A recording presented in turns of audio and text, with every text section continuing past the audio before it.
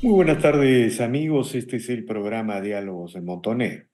Bueno, el Perú definitivamente ha pasado a ser una sociedad que aumenta pobreza. El milagro económico de hace una década, que crecía sobre el 6% y reducía cada año entre 4 y 3 puntos de pobreza, el día de hoy es una sociedad que aumenta pobreza. El campeón mundial, Perú era uno de los campeones mundiales en reducción de pobreza, hoy es una sociedad que aumenta pobreza. El asunto, las cifras son dramáticas. Eh, Antes de la pandemia, antes del gobierno de Pedro Castillo, la pobreza había bajado alrededor de 20%. Con la pandemia, la pobreza se disparó, luego bajó un poco, y el 2022 llegamos al 27,5%. Y ahora estamos en 29% de la población en pobreza. Esto es una vergüenza, es una catástrofe nacional y social para un país que, por sus recursos naturales, en minerales, sus posibilidades en agroexportación, en turismo, en infraestructura, cualquiera sea el terreno que se analice, es un país que está llamado a ser una potencia en el mundo, ¿no? Y esto solo confirma que a menos inversión privada, que a menos capitalismo, siempre la pobreza aumentará, por más que nuestros amigos de la izquierda o nuestros enemigos de la izquierda en todas sus versiones siempre sostengan lo contrario. Menos capitalismo y menos inversión privada es más pobreza. Y eso es lo que está pasando en el Perú. Bueno, para reflexionar sobre estos temas, el día de hoy hemos convocado a César Peñaranda, economista, consultor internacional y permanente entrevistado de este portal. Buenas tardes, señor Peñaranda. Gracias por la conversación. Buenas tardes, Víctor Andrés. Un gusto nuevamente conversar contigo. ¿Qué significa, señor Peñaranda, aumentar pobreza a 29%, más de 9 millones de peruanos en esta situación? Mira, permíteme ubicarnos en un contexto para conocer el drama que realmente que vamos a analizar y que es lamentable. Hay tres categorías que se manejan: pobres, vulnerables y clase media. Dentro de los pobres se habla de pobres extremos y pobre en general. De acuerdo al Banco Mundial, para ubicarnos, un pobre es aquel que como máximo recibe poco menos de $7 por día, diario. Estamos hablando de unos 25 soles aproximadamente como máximo por día. Un pobre extremo es aquel que está en $1 o $2, 7 soles por día. A lo sumo podrá ser pues un poco más. Eso te está llevando a que un pobre no tenga poco más de 700 soles al mes, y un pobre extremo no llega ni a 200 o araña los 200 mensuales. Entonces un pobre no puede cubrir su canasta básica de alimentos y servicios. A duras penas cubre su canasta básica de alimentos y algo de servicios. Y un pobre extremo, ni siquiera la canasta básica de alimentos. La categoría superior, que no es pobre, pero que tampoco es clase media, es el que se llama vulnerable. Y de acuerdo al Banco Mundial, sus ingresos están entre 7 y 14 dólares por día. Esto te lleva en soles a unos 750 soles, a poco más de 1.500 soles mensuales por día, perdón, por persona. Y por encima de 1.500, por encima de 14 dólares, ya tenemos la clase media baja, que está por encima de 14, un poco más, y luego clase media neutral o intermedia y la clase alta. Entonces, tenemos estas tres categorías. Tú bien decías, antes de la pandemia estábamos en 20% de pobres, hoy estamos 29, yo diría quizás, dependiendo de dónde han fijado la línea, 30% de pobres. Alrededor de 10 millones de peruanos son pobres. Y peor aún, casi 2 millones de peruanos están en condición de pobreza extrema. Ni siquiera pueden cubrir su canasta básica de alimentos. Y atención con algo que se comenta poco, Víctor Andrés. Esto es ingresos, pero son personas que viven en lugares donde no hay agua, no hay desagüe, en algunos ni siquiera luz, no tienen pistas, no tienen veredas, una infraestructura básica deplorable. Entonces, las cifras lo que han hecho es confirmar lo que veníamos conversando en varias de estas entrevistas, porque es una pena que un país que tiene todo para crecer a tasas altas, hoy, no ayer, ni pasado mañana, ni de acá a 5 años, hoy, a tasas el doble de lo que se estima que se va a crecer, esté en esta situación tan lamentable. Ahora, Y culmino con esto, quizás permíteme el último comentario para definir bien en dónde estamos. Al final, un pobre es aquel que no tiene ingresos o que sus ingresos son limitados. Al final del día, la pobreza es falta de ingresos o ingresos poco disponibles. Entonces, ese es el problema, digamos, que se ha confirmado con estas cifras que nos acaba de dar el INEI y que lamentablemente todos veíamos venir. ahora, señor Peñaranda, la explicación de esta tragedia parece ser simple. Falta de crecimiento, falta de inversión privada, yo le diría falta de capitalismo. Y la solución para este problema, ¿no? También parece ser un solo camino, es relanzar el crecimiento, promover la inversión privada, ¿no? Sin embargo, hay algunos que señalan que frente a esta situación de aumento de pobreza, lo que se debe hacer es aumentar el tamaño del Estado, aumentar el gasto del Estado, cuando eso es lo que ha venido sucediendo en la última década, de alguna manera en el Perú. Explíquenos esa relación que existe, esa relación indisoluble entre el crecimiento y la reducción de pobreza, o entre el crecimiento y la pobreza en general. Mira, la respuesta es muy sencilla en realidad. Te decía que al final del día, la pobreza es una falta o carencia de ingresos. ¿Y por qué hay falta o carencia de ingresos? Porque esa persona o no tiene empleo o tiene un empleo deplorable. ¿Y esa situación por qué se da? Porque no se genera empleo. ¿Y por qué no se genera empleo? En otras palabras, ¿por qué no se genera ingresos para esas familias, esas personas? Porque no hay inversión, porque no se crece. Pongámoslo así mejor, porque no se crece. Entonces, si esa es la respuesta, no hay ingresos, estamos en pobreza, sigue aumentando, porque no crezco. La pregunta es, ¿y por qué no crezco?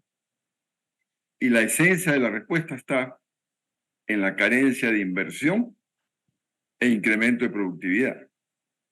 Pero hablemos fundamentalmente de inversión, porque la inversión te genera empleo. Al generarte empleo, está generando ingresos. Entonces, la prioridad de un gobierno, hoy o cualquier gobierno, tiene que ser crecer. Permíteme recordar que en el gobierno de Humala, la prioridad no era crecer, era distribuir.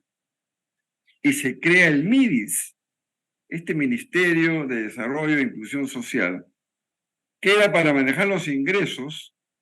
¿Para qué? Para ir al encuentro de la pobreza con ayuda temporal.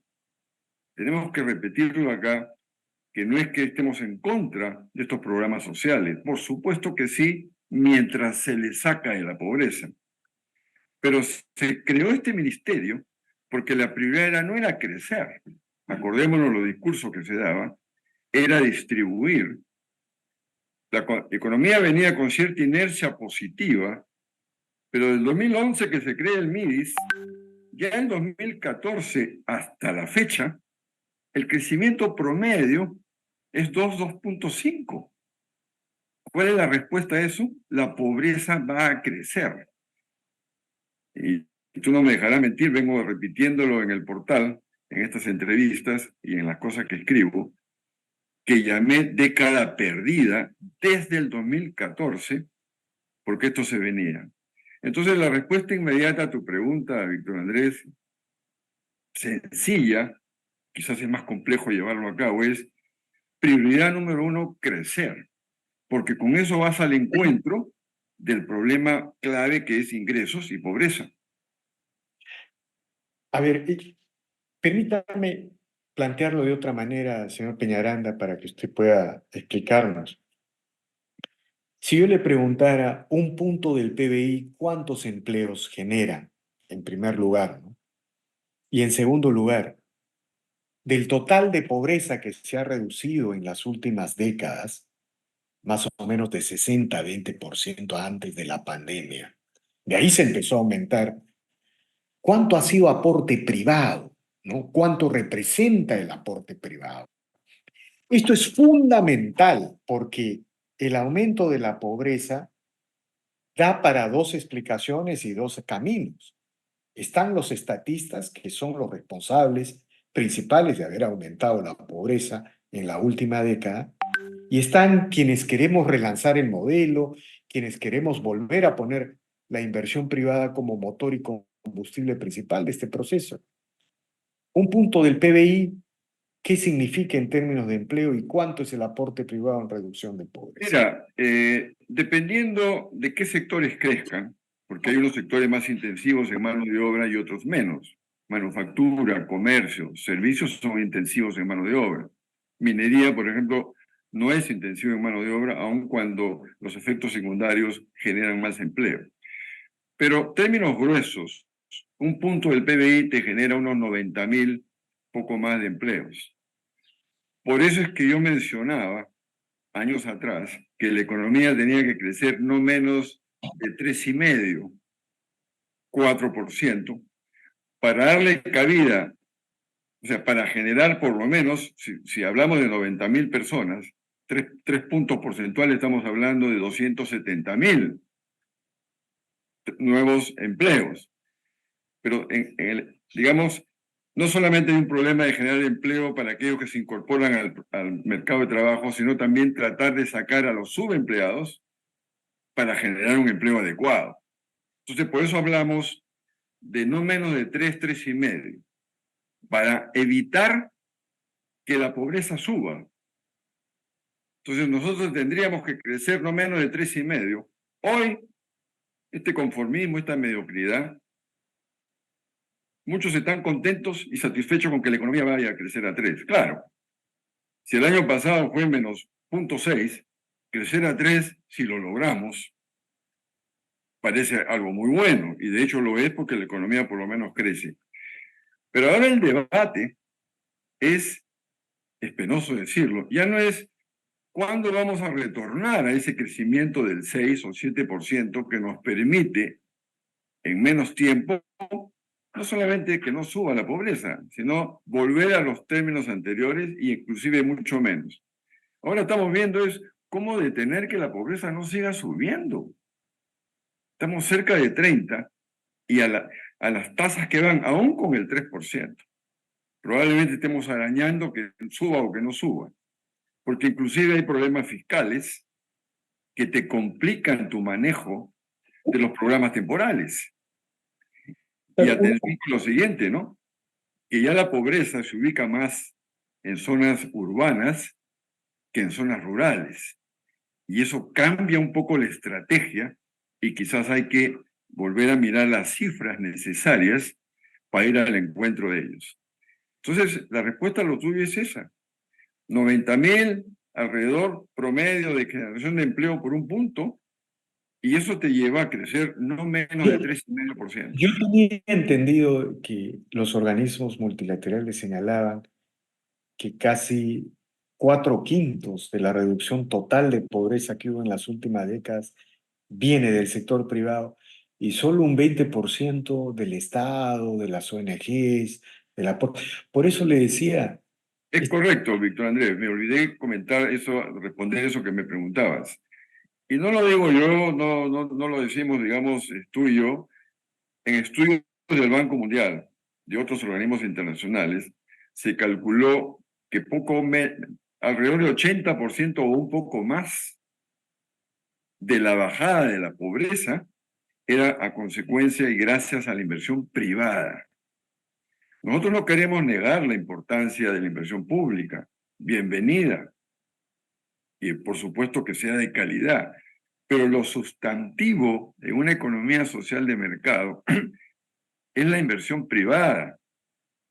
Y ese enfoque, como tú decías, que algunos están mencionando, de ir al encuentro de este problema con más gasto público o, entre comillas, más inversión pública, no es cierto, esa es una falacia. En realidad lo que hay que hacer hoy para recuperar muy pronto un ritmo de crecimiento que genere empleo, que evite que la pobreza crezca, es activar la economía, crecer más. Señor Peñaranda, ¿qué le respondería a usted a los sectores de izquierda que señalan que el aumento de pobreza es consecuencia directa del modelo económico, incluso en la carta política?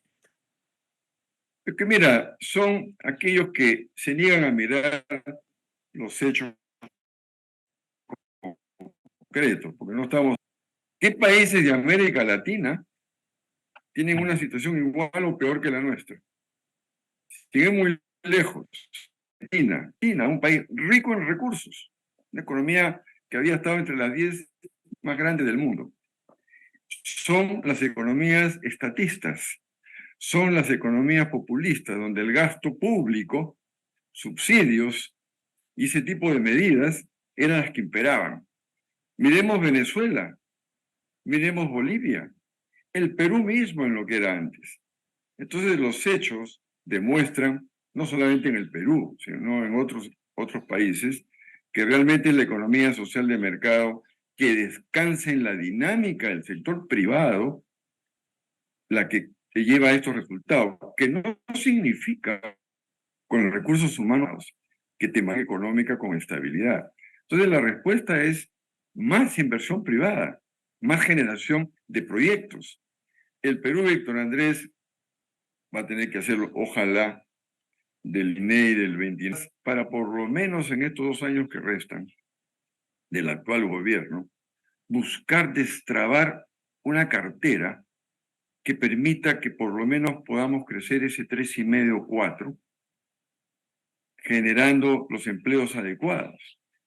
Y hay, Víctor Andrés, en diferentes sectores, proyectos que pueden salir muy rápidamente, pero que lamentablemente todo se queda en palabras porque no se desregula, no se mejora el ambiente de negocios y nos encontramos en una situación como la actual, en donde la economía ya lleva más de 10 años, más de una década, creciendo a una tasa que no va a resolver de ninguna manera estos problemas y que más aún la va a incrementar. Ahora, ¿en qué momento? Yo recuerdo que hasta el 2012, 2013, el Perú crecía sobre 6% en promedio y cada año se reducía entre 3 y 4 puntos de pobreza. Un año era entre 3 y 4 puntos. Los referentes que yo tengo uno es el gobierno de Humala, otro es eh, efectivamente la creación del MIDIS, de estos ministerios, una serie de regulaciones nuevas para los sectores económicos y el bloqueo de Conga y Tía María. ¿En qué momento empieza este ciclo de crecimiento bajo, no? Y luego Pedro Castillo llega al poder, empieza a gobernar contra la Constitución, promoviendo la nación de los recursos naturales y en 2023 entramos en recesión. ¿Cómo se produce este frenazo y que empieza a ser ya una destrucción abierta del modelo? Mira, lo vengo afirmando que esto empieza, yo diría que a partir del 2011. ¿Por qué? En la primera década de este siglo crecíamos alrededor del 6% en promedio, con un crecimiento potencial inclusive mayor. Esa dinámica y esa inercia se mantuvo a ritmo decreciente el 2011, 12 y 13. Cierto que se crecía alrededor de 6 o 5, pero a ritmo decreciente. Crecíamos a tasas cada vez menores, pero aún relativamente altas que te permitían bajar pobreza, pero menos puntos de lo que se estaba bajando. Ya no era 4, ya no era 3, se bajaba 2, se bajaba 1. Empezó la sobreregulación, porque nuevamente, Víctor Andrés, abiertamente no se decía que se estaba contra la inversión. Pero sin embargo, agua sí, oro no, estos proyectos van, Tía María no va, Conga no va, exceso de regulación, aburrir al sector privado. Entonces, ¿qué sucede? El 2014 la economía se derrumba, cae alrededor de 2, 2,5, y no se recupera porque el enfoque no cambia y seguimos creciendo. Se le echa la culpa a la pandemia, se le echa la culpa a ciertos sucesos internacionales, pero nada de eso es válido. En realidad, el enfoque cambia sustancialmente. Te reitero, el mensaje con el expresidente Humala, ¿cuál fue? Distribuir, no crecer. Y se cree el MIDIS. Yo no estoy en contra, reitero, porque además es necesario, mientras desaparece la pobreza, tener programas sociales bien orientados, bien manejados. Pero no necesitabas un ministerio para eso. Lo que pasa es que en este país surge un tema importante, tecnología es importante, Ministerio de la Tecnología. La mujer tiene problemas, Ministerio de la Mujer. La burocracia, el Estado creciendo, el Ejecutivo creciendo de una manera desorbitada, burocrática, más ineficiente. Entonces, esto empieza desde el 2011. Lo que sucede es que es tal fortaleza del programa macroeconómico, porque las reformas se suspendieron, más aún empezaron a retroceder. Miren lo que está ahora la reforma de la previsión. La han destruido. El Entonces, sistema previsional privado, las cuentas en destruido. Mira tú, Víctor Andrés, y tú lo vienes escribiendo frecuentemente en el portal El Montonero, ¿qué ha pasado con la política del empleo, la política laboral, que ya era inflexible, ahora es mucho peor? Pregunto, ¿han desmontado lo que dio el famoso ministro Maraví de ingrato recuerdo? No, nadie lo mueve, ni el ahí Ejecutivo están, ni el ahí Congreso. están tres Gracias decretos. a la fortaleza macro es que aún sostenemos más o menos la economía, pero la pregunta es hasta cuándo va a durar. Efectivamente. Ahora, señor Peñaranda, si yo le preguntara qué hacer, es evidente que todo está también vinculado al cambio de gobierno en 2026, es decir, un nuevo gobierno que genere estabilidad, predictibilidad, una nueva legitimidad. Eso es incuestionable, eso es evidente. Pero si le preguntara así en términos generales, ¿qué debe hacer el Perú para relanzar su crecimiento, para volver a reducir pobreza y encaminarse hacia un estado de mayor inclusión, de mayor reducción de pobreza? ¿Qué nos diría? Mira, dividiría en dos partes mi respuesta a esa pregunta compleja, crítica, y es primero pensar en qué hacer de inmediato, qué hacer en el corto plazo, y presionar al Ejecutivo y presionar al Congreso. No sabemos si vamos a tener eco o no, pero presionar, porque me preocupa altamente, y la respuesta a la segunda parte depende de ello, cómo vamos a llegar el 2026. Entonces acá necesariamente, y quizás esta mala noticia de la pobreza puede ayudar a zamaquear a estos políticos que a veces pareciera que no son sensibles, Ejecutivo y Congreso, inclusive Poder Judicial y Fiscalía, porque lo que están haciendo es tan impactante negativamente que preocupa. Entonces, ¿qué hacer de acá al 2026? y para buscar reacción rápida que por lo menos evite que esto siga subiendo, que ya no hablemos de 10 millones de peruanos en pobreza, sino de 11 o 12, que sería dramático. Imagínate un escenario del 2026 con esas cifras. Es presionar para que salga una cartera inmediata de proyectos, buscar la forma de concretarlo. Es absurdo, Víctor Andrés, es absurdo que vamos a tener un aeropuerto que ojalá lo tuviera algún país en América Latina y un puerto número uno, uno de los mejores del mundo, quizás el de Chancay, Con y que no 30%. haya vías de acceso. ¿De quién depende? Del Ejecutivo. Es absurdo, realmente absurdo, porque además de facilitar la utilización de esa infraestructura del primer mundo, generamos trabajo.